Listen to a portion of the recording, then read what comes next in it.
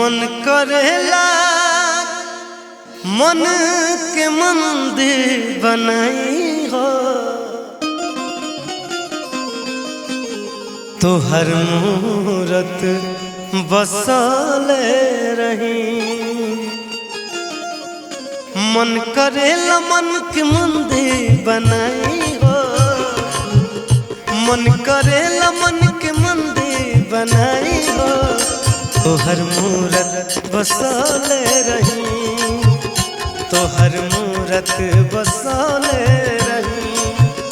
तो हर भक्ति में जिंदगी बिताई हो, तो हर भक्ति में जिंदगी बिताई हो तो हुस्निया लगौले रही। मन करेला मन के मंदिर बनाई हो तो हर मूरत बसले रही।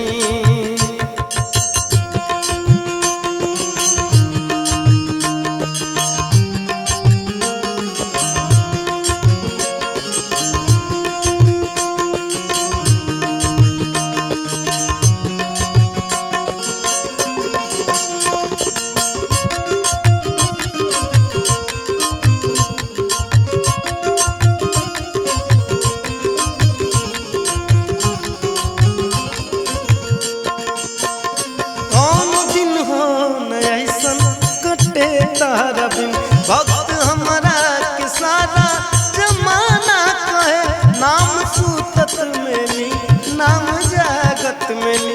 जे भी देखे उस के दीवाना कहे, जे भी देखे उस के दीवाना कहे। जगह भोला के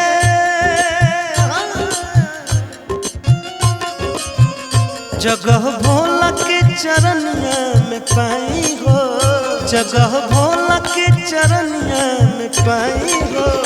शीश अपन झुकौले रही। मन करेला मन के मंदिर बनाई हो तो हर मूरत बसले रही।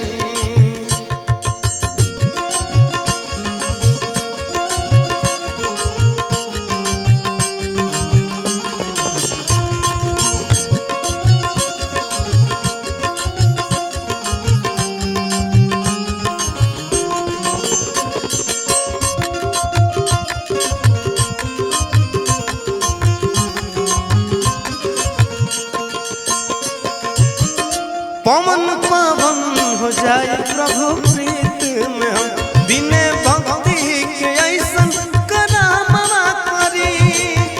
जितना दिन ले रहे गुड्डू देहिया में दम, बन के कांवरिया कांवर में जलवा भरी, बन के कांवरिया कांवर में जलवा भरी। भाव भक्ति के भाव भक्ति के दौलत कमाई हो, भाव भक्ति के दौलत कमाई हो। तेहिया शिव में बनले रही। मन करेला मन के मंदिर बनाई हो तो हर मूरत बसले रही, तो हर मूरत बसले रही, तो हर मूरत बसले रही, तो हर मूरत बसले रही।